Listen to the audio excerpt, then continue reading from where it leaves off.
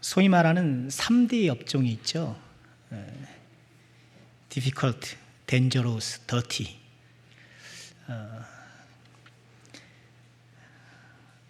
앞에 철자를 따서 3D 업종, 우리 삶에 도움이 되고 꼭 필요한 일인데 어렵고 힘들고 위험해서 기피하는 그런 직종들을 얘기를 합니다. 교회 사역 내에 3D 사역이 있을까요? 어떤 거를 꼽을 수 있을까요? 식당 봉사, 차량 운행, 교사. 저 그렇게 생각합니다. 코로나 3년째를 맡고 있는데요. 목사님, 성가대는 언제 시작해요? 이런 질문을 제가 몇 차례 받았습니다만, 점심 식사는 언제 해요? 이 질문은 한 번도 받은 적이 없습니다. 궁금하지만 감히 묻기 어려운 질문인지 모르겠습니다만, 차량 봉사도 그렇죠. 보통 어려운 일이 아니죠. 일찍 일어나야 되고 또 빠지면 안 되고 무엇보다 안전해야 하니 또 나름 또 긴장해야 하고, 그리고 3D 사역 가운데 하나 교사지요. 그러니까 일반적으로 교사 사역을 기피했던 이유 가운데 하나가 아침 일찍 교회 나와야 되는 것이었어요. 그런데 우리 교회는 주일학교 예배가 1시에, 저는 우리 교회 와서 처음 봤습니다. 가만 생각해보면 굉장히 지혜로운 방식이긴 하더라고요. 오후 1시에 이렇게 배정이 되어 있어서 그런 일찍 나와야만 한다라는 그런 부담이 다소 감소된 것은 사실이겠습니다만, 그렇지만 여전히 교사는 힘든 사역이에요. 왜 그런가요? 어떤 일이나 그렇지만 사람을 상대하는 것만큼 힘든 일이 없어요. 그리고 언제나 교사는 내가 이렇게 교사를 할 자격이 있는가, 그것을 되묻게 되고, 그것에 대해서 좀 자신감이 떨어지면 사역에 힘을 내기가 어려울 때가 있는 것이죠. 오늘 교사 헌신 예배를 맡고 있는데요, 그런 면에서 우리 주님의 몸된 교회에 교사로 부름 받으시고 또 헌신하시는 우리 모든 주의 종들 주님의 이름으로 축복하고 또 축복합니다. 방금 저는 부름받아 헌신하신 이렇게 말씀을 드렸는데요, 그렇죠. 우리 각자가 사역을 결정하고 또 헌신하기로 다짐했지만 그 이면에는 하나님의 부르심이 있었다라는 것이 우리의 신앙 고백이죠. 자, 부르심에 합당한 교사가 되려면 우리는 어떻게 해야 될까? 오늘 말씀을 통해서 몇 가지를 좀 묵상해 보고 싶은데요. 오늘 말씀을 보니 부르심에 합당한 교사가 되려면 알아야 할 것들이 몇 가지 있더라고요. 무엇을 알아야 할까요? 우리 선생님도 잘 아는 선생님들이시겠죠. 우리 그런 말 하잖아요. 알아야 뭘 해요? 면장한다. 알아야 면장한다. 여러분, 근데 알아야 면장한다 이 말은 어떤 일을 하려면 그에 관련된 또 지식과 또 실력을 갖춰야 한다라는 그런 의미잖아요. 그런데 여기에 나와 있는 면장이 무슨 뜻일까요? 이장, 면장. 그 면장인 줄 아는데 그렇지 않아요.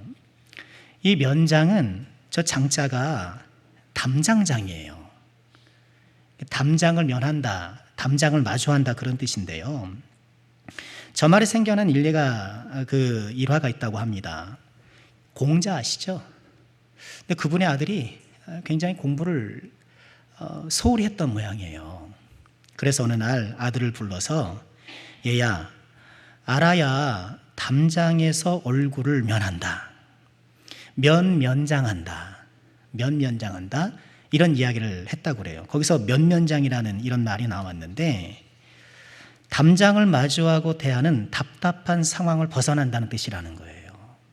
면장. 이 면은 벗어난다는 뜻이고, 즉 알아야 면장을 한다는 얘기는 학식이나 실력을 갖추고 있어야 담장을 마주하는 듯한 그런 답답함을 피할 수 있다.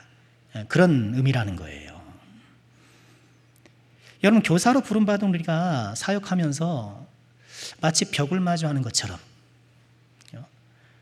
답답할 때가 있지 않습니까?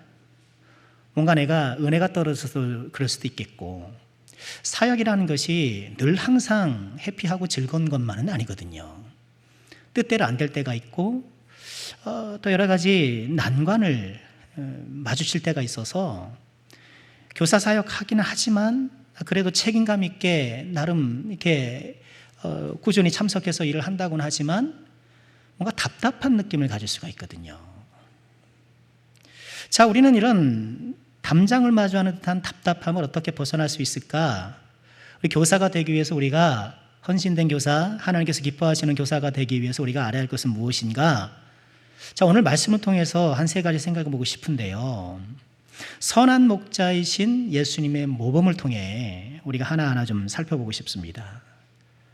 자, 먼저 우리가 예수님, 선한 목자이신 예수님처럼 선한 목자가 되려면 버릴 줄 알아야 합니다. 오늘 11절 말씀에 이렇게 말씀을 하십니다. 함께 읽어볼까요? 나는 선한 목자라. 선한 목자는 양들을 위하여 목숨을 버리거니와. 예수님은 스스로 선한 목자라고 말씀을 하세요. 여러분, 이런 말씀 드리면 아무리 예수님이라고는 하지만 좀 스스로 선하다 그러니까 왠지 모르게 좀 그렇죠. 근데 죄인된 우리가 나는 선한 목자야 이렇게 얘기를 하면 그것은 사실이 아니잖아요. 비웃음살 이야기잖아요. 근데 예수님만큼은 그렇지 않죠. 예수님이 있는 그대로 말씀하시는 것이니까 이건 종입니다 라고 말하는 것처럼 예수님은 스스로 선한 목자다라고 말씀하실 수 있는 유일한 분이신 거죠. 그러면서 예수님은 선한 목자는 양들을 위하여 목숨을 버린다. 긴장하지 마시기 바랍니다. 우리 선생님들이 아이들을 위해서 목숨을 버릴 일은 특별히 일어나지 않을 수 있으니까, 여기서 이야기하는 건 뭐예요? 버릴 줄 아는 것, 내가 희생할 줄 아는 것, 뭔가 이 일을 위해서 내가 열심히 나 자신을 내어줄 수 있는 것, 그것을 이야기하는 것이죠. 근데 우리가 좀 주목할 것은 목숨을 내어줄 만한 그런 다부진 각오, 이런 것들이 필요하겠지만 무엇을 위해서 그러느냐가 중요해요. 무엇을 위해서 그러는가? 12절 보실까요? 삭구는 목자가 아니요 양도 제 양이 아니라 이리가 오는 것을 보면 양을 버리고 달아나나니 이리가 양을 물어가고 또 해치느니라. 지금 예수님께서 말씀하시는 정황 가운데에 목자가 양을 위해서 목숨을 버려야 하는 까닭은 사랑해서 그렇기도 하죠. 그런데 일이라는 위험과 위협으로부터 이 양을 지키기 위해서 목숨까지 버리는 거예요. 그러니까 여기서 버린다라는 것, 이런 다부진 각오와 그런 다짐은 지금 우리 양떼가 직면하고 있는 위험과 위협을 인지하는 가운데 나오는 거예요. 우리는 우리에게 맡겨진 이 어린 양떼들이 위험에 노출되어 있다는 것을 좀 인식할 필요가 있어요. 이거 잘 모르고 우리가 사역할 때가 많이 있거든요. 어떤 위험입니까? 이 12절에서 말씀하시는 그 이리의 정체가 뭐겠습니까? 당연히 사탄이죠. 마귀죠. 오늘 오전에도 그 말씀을 드렸습니다만, 말씀이 떨어질 때 즉각 그것을 물어가는 새처럼, 그죠? 말씀을 방해하는 그런 세력이, 그런 존재가 있다라는 말씀을 드렸는데 마찬가지입니다. 우리 주일학교 사랑하는 자녀들에게 우리가 하나님의 사랑을 또 복음을 가르쳐주고 양육하는 가운데는 이것을 방해하고 또 이 자녀들을 엉뚱한 곳으로 이끌려가라는 그런 존재가 있다라는 거예요. 사탄과 그 사탄의 배후에서 움직이고 있는 이 세상의 지식과 문화와 모든 풍조, 우리 굉장히 위급한 상황 가운데 있는 거예요.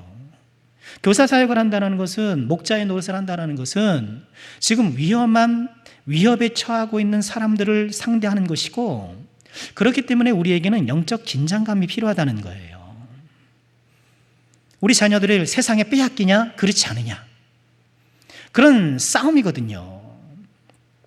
이 세상 풍조에 휘말려서 하나님을 떠나지 않도록 정말 그들을 지키기 위해서, 그들을 붙들기 위해서, 믿음 안에 거하도록 하기 위해서 목숨을 다해 지킬 각오를 하는 것, 그것이 저와 여러분 목자의 직임을 받은 우리의 사명이라는 것이죠. 여러분, 이 세상 어디에서 예수님 가르쳐요? 그렇잖아요. 내가 일주일 동안, 여러분 잘 아시잖아요. 일주일 동안 직장 생활하고 막 이렇게 살아가면서 예수 소리 들어봐요. 어디서? 하나님 소리 들어봅니까? 못 들어요. 교회 와서야 예수 얘기 듣고, 교회 와서야 뭐 하나님 말씀 듣고 그러는 것이지, 이 세상 어디에도 그런 것들을 가르치는 데가 없어요. 이 세상은 제가 판단하건대 지금 이 세상의 풍조는 항상 너 중심으로 살라는 거예요. 네가 우주의 중심이다. 네가 판단하고 네가 결정하고 네 뜻대로 살아가는 것이 가장 가치 있는 삶이다. 이렇게 가르치거든요. 일전에 한 TV 프로그램을 잠시 보니까요, 기독교 목사님, 천주교 신부님, 그리고 불교의 스님, 또 원불교 스님, 이렇게 네 사람이 나와서, 그 사람이 누구죠? 원고에 없는데 생각이 안 나네요. 왜? 잇몸 막 드러나는 사람 있잖아요. 유희열인가? 맞아요? 유희열 맞습니까? 예. 잇몸 드러난다고 그 적절한 표현은 아니었던 것 같습니다. 여하간 그분하고 해가지고 이렇게 대화하는 그런 게 있더라고요. 그러면서 이제 각자 종교의 차이 뭐 이런 것들을 이렇게 얘기하는데, 거기서 그런 이야기를 하더라고요.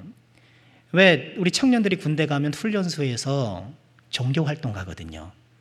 그때 대개 꼭 가라고 그래요. 어디 한 곳이라도 가라고 이렇게 해줘서, 왜 그렇게 가면 좀 그분들 말로 종교 활동에 가서 좀 마음에 좀 평안을 얻고 훈련소의 그 스트레스를 좀 잠시 좀 벗어나도록 하려는 그런 의도지요. 그래서 어느 종교가 갔든 가라는 거예요.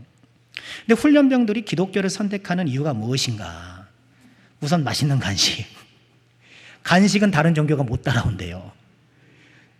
기독교에서 초코파이를 주는데 그걸 보고 불교에서 초코파이를 주면 기독교는 햄버거를 준대요. 기독교가 이 간식이 탁월해서 못 쫓아온다는 거예요. 그리고 교회에 가면 다 그런 건 아니겠습니다만 자매들이 나와서 이렇게 찬양을 하잖아요. 자매들이 나와서 이제 찬양하고 그러니까, 그렇게 탁월한 간식과 찬양하는 자매들 때문에 우스갯소리죠. 그렇게 기독교를 많이 간다는 거예요. 근데 불교를 선택하는 훈련병들은 왜 그런가? 거기 가면 조용히 잘 수 있다는 거예요. 조용히 잘 수 있다는 거예요. 그래서 불교 그 스님은 하는 얘기가, 훈련병 친구들이 오면 다 이렇게 잔다는 거예요. 그러면 자기 내버려 둔대요. 그래, 자라. 얼마나 피곤하니. 자라. 그런다는 거예요. 여러분, 우리 예배에 온 우리 중고등부 학생들이 자고 있는데 그냥 자라 하고 내버려 두면 그 선생님의 또 다른 종교가 있는지 한번 보셔야 돼요. 다르죠. 이해는 돼요. 이해는 되지만, 그러나 하나님 앞에 나왔을 때 우리가 자는 것이 우리의 어떤 신앙 정서에는 맞지 않죠. 그리고 원불교 스님, 저는 불교와 원불교가 뭐 차이가 뭐가 있는지 모르겠습니다만, 그분이 이런 얘기를 하더라고요. 이 세상의 종교들이 이 세상의 종합병원이 되었으면 좋겠다, 그런 얘기를 해요. 그러면서 사람들이 아프면 종합병원에 찾아가잖아요. 속이 아프면 내과를, 뼈가 아프면 어디 가나요? 외과를. 그죠?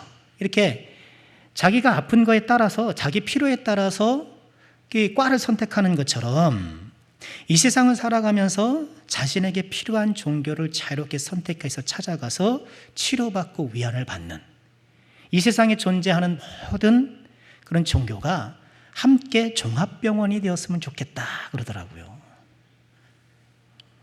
야, 얼마나 말이 그럴듯해요. 그럴듯하죠. 속으로 아멘한 거 아니죠. 그럴듯하잖아요. 왜 그래요? 그럼 꼭 원불교일 필요도 없고 천주교나 기독교일 필요도 없다는 거예요. 본인에게 맞는 종교 찾아가서 위안을 얻으면 그만이라는 거죠. 그러니까 이런 사고방식의 이면에는 뭐가 있습니까?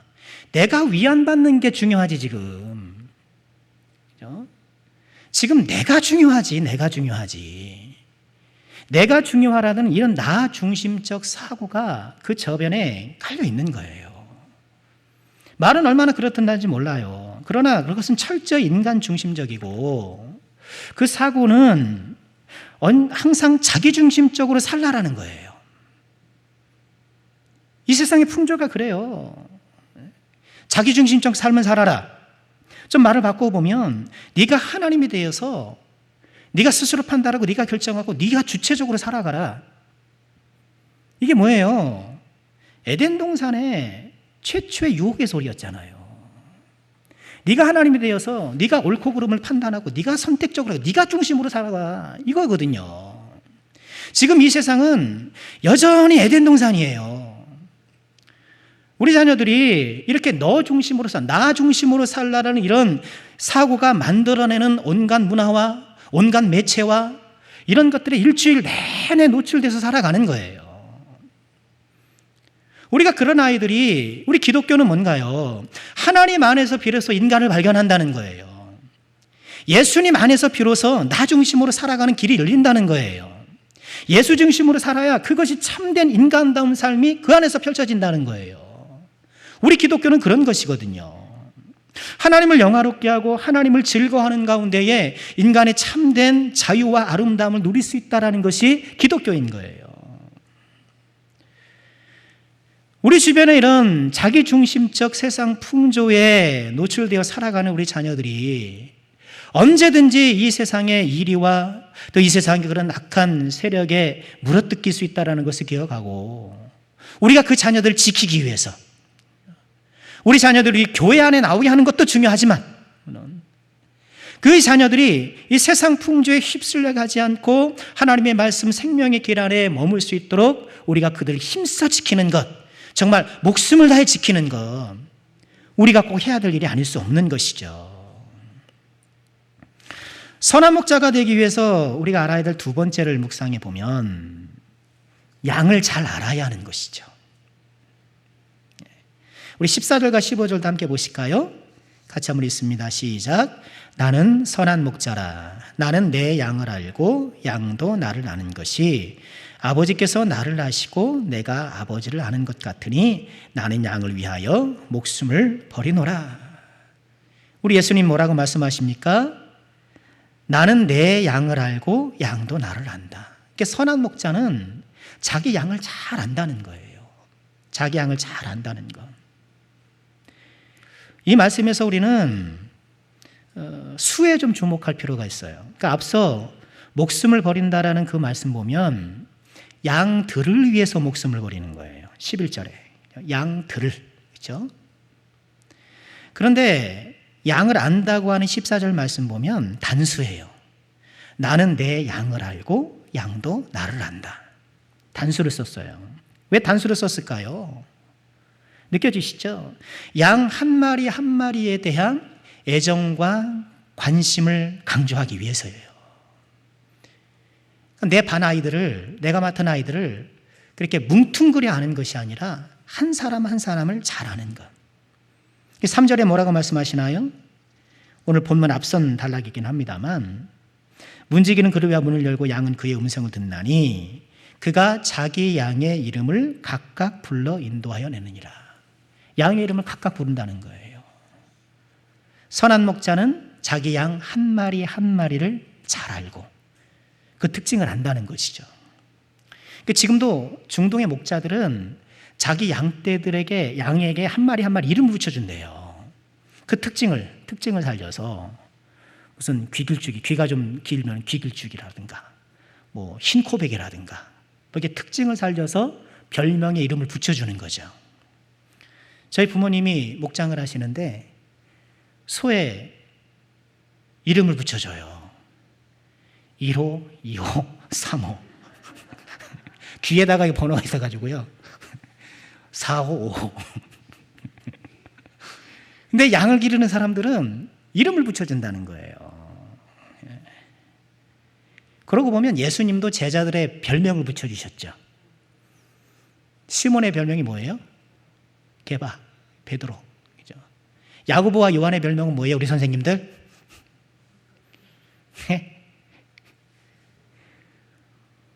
우레의 아들 보로 시작하는데 보안하게 별명을 붙여주시는 거예요. 양떼를 알기 위해서 우리는 한 명 한 명 우리 나에게 맡겨주신 양떼를 깊이 관찰해야죠. 그렇죠? 쉽진 않죠. 정말 어려워요. 제가 그 주일학교를 맡았었던 그때만 하더라도 그래도 좀 시간적 여유가 있었어요. 뭐 토요일에 아들 만나서 뭐 떡볶이를 먹는다든가 뭐 이렇게 아이들 개별적으로 만나는 그런 시간들이 그래도 있었는데 요즘은 정말 힘들죠. 정말 힘들어요. 학교 다녀야죠. 학원 다녀야죠.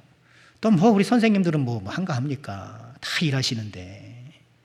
쉽지 않은 것은 사실이지만 그럼에도 우리는 지혜를 발휘해서 그렇죠? 아이들과 교제하고 또 그래도 우리가 여러 매체들이 있잖아요. SNS가 있잖아요. 그걸 통해서라도 자주 아이들과 교제하고 신방함을 통해서 형편을 알아야겠죠. 부모님이 누구신지도 알아야 되고 그리고 학교 생활을 어떻게 하는지 뭐 속속들이까지는 아니더라도 그래도 우리가 충분히 좀 알려고 노력을 해야 되는 것이죠. 근데 정말 중요한 게 있어요. 우리 자녀들을 우리에게 맡겨진 우리 학생들을 잘 알아야 하는데 그 가운데 알아야 될 것이 무엇인가 하면 신앙의 정도를 알아야 돼요. 신앙의 정도를. 정말 이 아이가 예수님을 믿고 있는지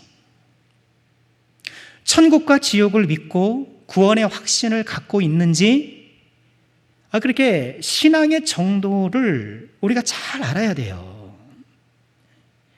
여러 가지 이 아이의 주변 환경을 아는 것도 결국 신앙의 정도를 알기 위한 기초 작업인 것이죠. 그리고 이처럼 이 아이 자체와 이 환경을 알아가는 것은 꼭 내가 아니어도 돼요. 그거는 우리 주일학교 선생님이 아니어도 그것을 감당해 줄 사람들은 많아요. 학교 선생님도 있잖아요. 그 외엔 없나? 학교 선생님도 있고 또 뜻이 깊은 학원 선생님도 그럴 수도 있고. 근데 우리는 그분들처럼 그 아이와 그 아이의 환경을 알지만 거기에 하나 더 나가서 뭐예요? 신앙의 정도를 알아야 돼요. 여러분 지금 내가 맡고 있는 아이가 천국과 지옥을 믿고 있는 거 알아? 믿고 있다고 확신하고 계십니까? 믿음의 정도를 체크하고 학교 선생님의 목표는 뭐겠습니까? 요새 학교 교육의 목표를 어떻게 얘기를 합니까? 옛날에는 국민교육 헌장이 있었잖아요. 우리는 민족 중의역사적 삶을 이 땅에 태어났다. 조상이 빛나는 오늘날의 설정 안으로 찾아노니 뭐 이런 거 하잖아요. 그런 거 막 외우고 막 그랬잖아요. 요새 학교 교육의 목표를 어떻게 두나요? 뭐 전인적인 뭐 그런 거잖아요.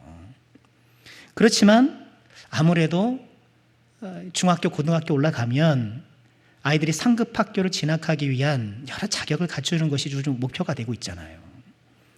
학원 선생님의 목표는 뭐예요? 뭔가요? 그럼 부족한 그 과목의 성적을 높여주는 것이 우선이잖아요. 그 아이들 돌봐주고 위로해주고 뭐 사랑해주고 그거는 부차적인 거고, 그렇죠? 그건 부차적인 거고 뭐예요? 이 아이의 성적을 향상시켜주는 것이 목적이란 말이에요. 그러면 교회 선생님의 목적은 뭐고 있습니까? 우리 교회 교육은 목적은 뭐겠어요? 그 아이를 알고 위로해주고 사랑해주고 그렇지만 그러나 뭐가 반드시 들어가야 돼요? 이 아이의 신앙의 정도가 성장하는 것, 믿음이 성장하는 것, 그것이 중요한 것이죠. 그와 관련하여서 세 번째 선한 목자가 알아야 될 것은요, 목자가 해야 할 일을 잘 안다는 거예요. 우리 선생님들 왜 우리가 교사 사역을 하죠? 왜 그렇죠? 어떻게 하다 보니까 끊기 어려워가지고 왜 시작했는지 그 최초의 기억은 하도 오래돼서 기억이 안 나고, 근데 또 한 번 또 발을 들여놨으니 좀 빠지긴 또 그렇고. 여러분, 우리가 왜 이 일을 하는지를 우리가 좀 기억해야 돼요. 우리가 하는 일의 목적이 무엇인가? 우리 10절 말씀 보실까요? 함께 읽습니다. 시작. 도둑이 오는 것은 도둑질하고 죽이고 멸망시키는 뿐이요, 내가 온 것은 양으로 생명을 얻게 하고 더욱 풍성히 얻게 하려는 것이라. 예수님이 이 땅에 오신 목적이 무엇인지를 분명히 아셨어요. 양으로 생명을 얻고 그 생명을 풍성히 얻게 하는 것, 생명을 얻을 뿐만 아니라 그 생명력을 왕성히 발휘하여서 영육간의 풍성한 삶을 살도록 하는 것. 여러분, 선한 목자의 이 목적이 저와 여러분의 목적이잖아요. 우리의 목적이에요. 우리 사랑하는 자녀들이 생명을 얻고 예수를 믿어서 구원을 얻고, 다만 구원을 얻을 뿐만 아니라 주님의 뜻 가운데 살아가고 주님의 말씀 안에 살아감을 통하여서 영육간에 참 샬롬한 삶, 풍성한 삶을 살도록 도와주고 인도하는 것이 우리의 목적이라는 거예요. 말씀드린 대로 아이들 위로해주고 사랑해주고 함께해주는 것은 필요하지만 그것은 우리가 아니어도 누구든지 할 수 있다니까요. 그건 꼭 교회가 아니어도 돼요. 종합병원이라는데, 그죠? 오목 자도 괜찮다는데, 내 마음대로 나를 아주 사랑해주고 부담어줄 때는 이 세상에 많지는 않겠지만 꼭 교회가 아니어도 돼요. 우리는 그런 사랑과 위로와 더불어서 뭘 심어줘야 돼요? 복음을 심어주고, 그래서 우리 자녀들이 생명을 얻고 그 얻은 생명을 더 풍성히 누릴 수 있도록 도와주고 지도해주는 것, 이것이 정말 정말 중요하다라는 거예요. 먼저 섬기던 교회에서 저는 청년부를 맡고 있고 그 목사님은 중고등부 사역을 하고 계셨는데 오늘 막 하소연을 하시는 거예요. 선생님 한 분이 계시는데 그렇게 늘 늦게 오신다는 거예요. 늘 늦게 오신다는 거예요. 그리고 아이들에게 공과 시간에 공과를 안 하시더라는 거예요. 공과를 안 하고 이렇게 핸드폰하고 같이 이제 이야기해주고 뭐 놀아주고 막 그러는 모양이에요. 그러니까 뭐 직접 말하기는 더 좀 그렇고, 왜 그렇거든요. 직접 말하면 상처받기 쉽고 애들로 말하면 못 알아듣고 그렇거든요. 그러니까 어떻게 했으면 좋겠느냐고 뭐 그렇게 말씀을 하시더라고요. 그래서 제가 뭐 기도해 보시라 그랬죠. 저라고 뭐 딱히 뭐라고 얘기를 하겠습니까? 중요한 것은 그 선생님의 의도는 알겠어요. 그렇죠? 얼마나 우리 학생들이 힘듭니까? 하루 종일 공부하죠. 또 학원 다니죠. 또 어디 가서 그렇게 사랑을 받겠습니까? 학교에서 좀 공부나 좀 잘하고 눈에 튀어야 그래도 선생님 사랑받고, 학원에서도 좀 잘 이렇게 좀 공부를 해야 또 학원이 또 이렇게 좀 더 좋아지고 하니까 그렇게 되기가 쉽고, 그러니까 우리 아이들은 어디서 사랑을 못 받아요. 참 안타깝죠. 교회 와서 좀 위로하고 편안하게 해주고 좀 사랑해주는 걸 그런 마음은 좋겠는데, 이해는 하는데, 지금 아이들에게 내가 전해주는 그 말씀이 언젠가 그 아이를 살릴 때가 있다는 걸 기억해야 돼요. 사랑은 정말 중요해요. 저도 지금 제가 있기까지 수많은 주일학교 선생님들이 있었지 않겠습니까? 기억나는 정말 좋은 선생님들이 계세요. 좀 원고 없는 얘기입니다만, 제가 중학교 3학년이 되고 그랬을 때 제가 살던 집에서 이사를 갔어요. 한 차로 1시간 되는 거리로 집 이사를 갔어요. 근데 이 교회가 정이 들고 또 그러니까 교회를 못 옮기겠더라고요. 그래서 일주일이 아니라 2년을, 그때 학생회 예배가 토요일에 했었거든요. 우리도 그러지 않았나요? 옛날 학생 예배는 토요일에 있고 그랬어요. 토요일에 있었고 주일 오전에 있었고 2번 예배를 드렸는데, 그래서 토요일 날 이 동네에 와서 친구 집에서 자고 주일날 예배 드리고 주일 저녁에 집에 가고 2년을 그렇게 했어요.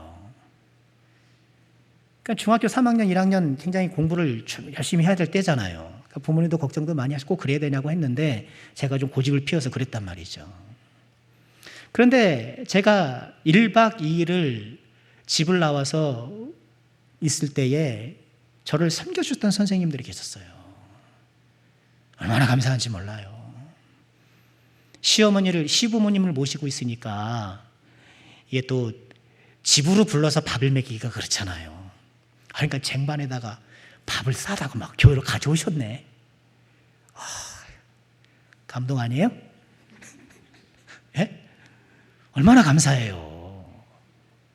감사하고 너무너무 감사하죠. 뭐 용돈도 주시고.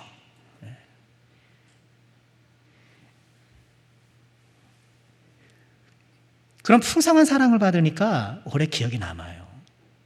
사랑은 기억에 남아요. 그렇죠. 지식보다 언제나 감정은 오래 남아요.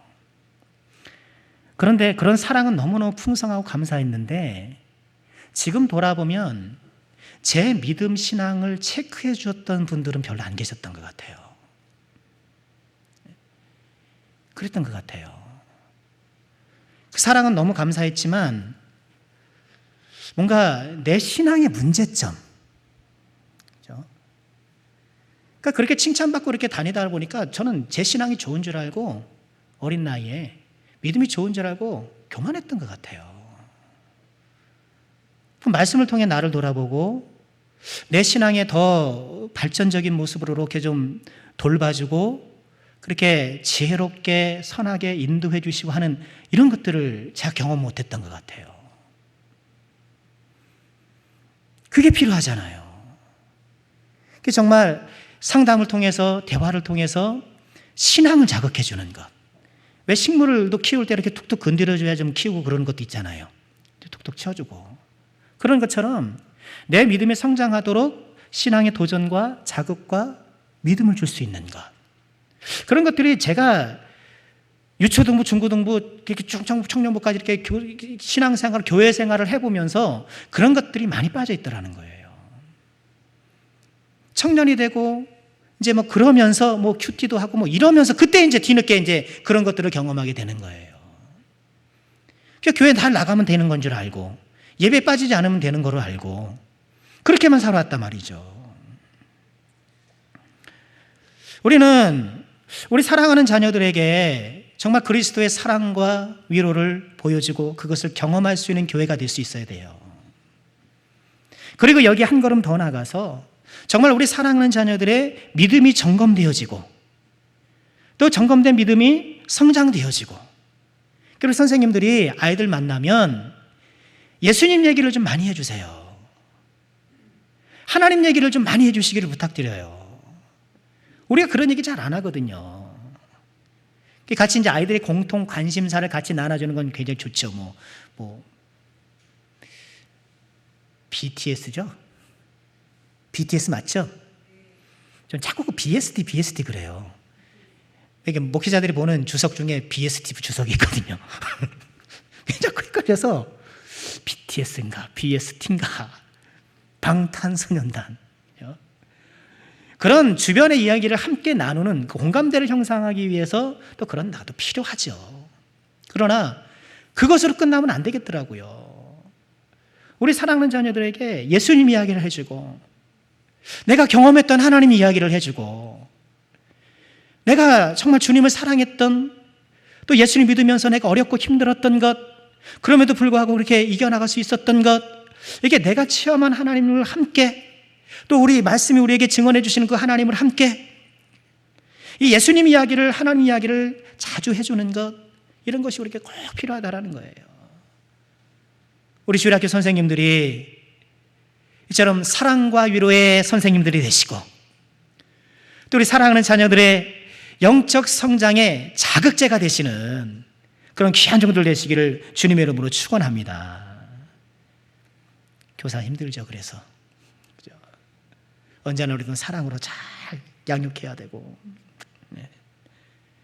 우리 선생님들 항상 온유하셔야죠. 온유하셔야 돼요. 자, 말씀을 정리해 보고자 합니다. 우리는 양으로 생명을 얻고 더욱 풍성히 얻게 할 그런 거룩한 직임을 부여받았습니다. 우리 사랑하는 자녀들이 이 세상 풍조라는 위험에 노출되어 있다는 것을 우리가 좀 기억할 필요가 있고, 그렇기 때문에 이들을 보호하고 지켜나기 위한 비상한 각오가 우리에게 필요하고요. 한 영혼 한 영혼에 대한 사랑 어린 관심과 다가감, 무엇보다 우리가 맡겨진 이 양떼들이 생명을 얻고 더욱 풍성히 얻는 귀한 하나님의 자녀가 되도록 우리에게 주신 맡겨진 사명을 능력이 감당하는 저와 여러분, 우리 모두가 될 수 있기를 주님의 이름으로 축원합니다.